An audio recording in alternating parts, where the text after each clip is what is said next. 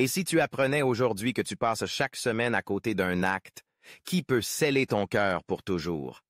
Un seul oubli répété, une négligence banalisée. Et pourtant, c'est ce péché-là qui te prive des bénédictions d'Allah, bloque ta réussite et peut te détourner du paradis sans que tu t'en rendes compte. Le pire, c'est que tu ne t'en rends même plus compte. Dans cette vidéo, on va te révéler ce péché que des milliers de musulmans en France commettent chaque semaine sans le savoir, et comment éviter qu'il ne détruise ton lien avec ton Créateur.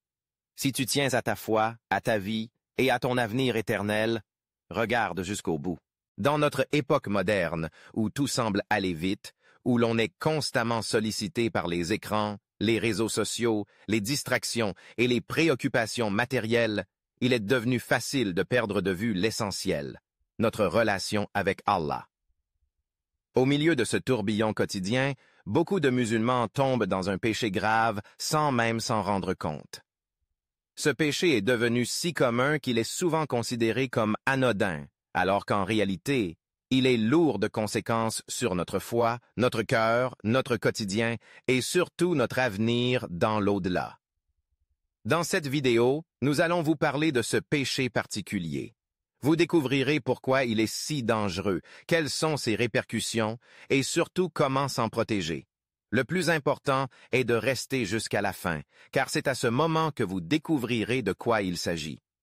Mais avant tout, prenons un instant pour envoyer des prières et bénédictions sur notre bien-aimé prophète Mohammed dans les commentaires. N'oubliez pas de soutenir cette vidéo en la likant et en la partageant largement autour de vous. Peut-être qu'un simple clic suffira à changer le cœur d'une personne, à la guider vers le repentir. Le prophète a dit, « Celui qui indique un bien aura la même récompense que celui qui le fait. » Qu'Allah vous récompense pour chaque partage sincère. L'une des ruses les plus subtiles de Shaitan, Satan, c'est de rendre le péché banal. Il nous pousse à répéter la faute jusqu'à ce que nous ne ressentions plus ni honte ni regret. Ce qui, au début, nous faisait baisser les yeux de gêne finit par ne plus nous toucher du tout. L'âme s'habitue, le cœur se durcit et la lumière spirituelle s'éteint peu à peu. Aujourd'hui, beaucoup de musulmans commettent des péchés en public, sans crainte, sans retenue. Pire encore, certains les exposent fièrement sur les réseaux sociaux, cherchant l'approbation des gens au lieu de la satisfaction d'Allah. Cela ouvre la porte à de nombreux malheurs, dépression, malchance, épreuves familiales, perte de bénédiction. Le prophète a dit, « Tous les enfants d'Adam sont pécheurs, mais les meilleurs parmi eux sont ceux qui se repentent. » Cela signifie que le péché fait partie de la nature humaine, mais l'important est de ne jamais s'y complaire. Car chaque péché, aussi petit soit-il à nos yeux, peut être un obstacle entre nous et la miséricorde d'Allah. Les conséquences invisibles mais bien réelles des péchés. Il faut savoir que les péchés ont des conséquences très concrètes.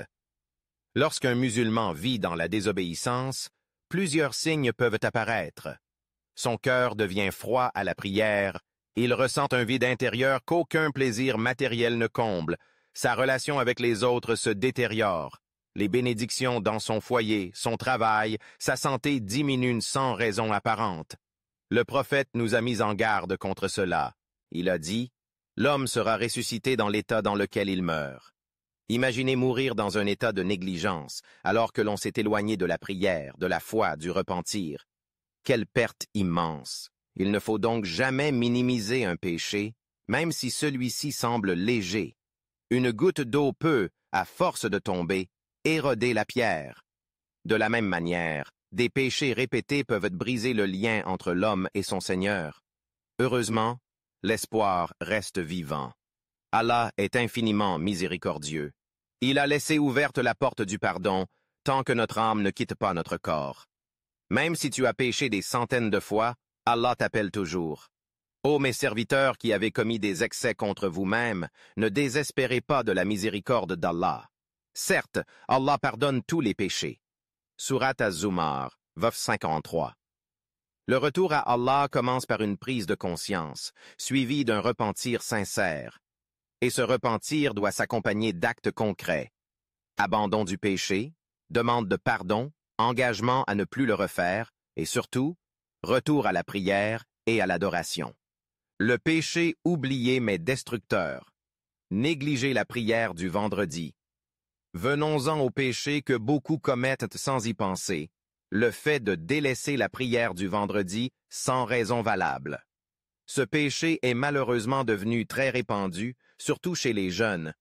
Par paresse, par distraction ou par manque de conscience, certains musulmans n'accordent aucune importance à ce rendez-vous sacré.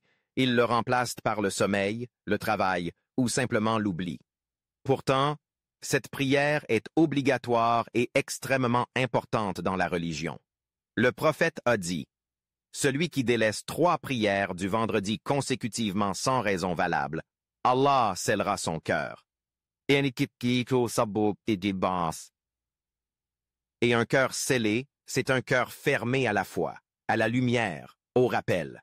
Allah dit dans le Coran, « Ô vous qui croyez, quand on appelle à la prière du vendredi, accourez à l'invocation d'Allah et laissez tout commerce. Cela est bien meilleur pour vous si vous saviez. » Surat al-Jumu'ah, 29. Ce verset ne laisse place à aucune ambiguïté. La prière du vendredi est une obligation claire. Il ne s'agit pas d'une simple recommandation. Elle remplace la prière de Dhuhr ce jour-là et doit être accomplie en congrégation à la mosquée pour tout homme musulman pubère, saint d'esprit et non voyageur.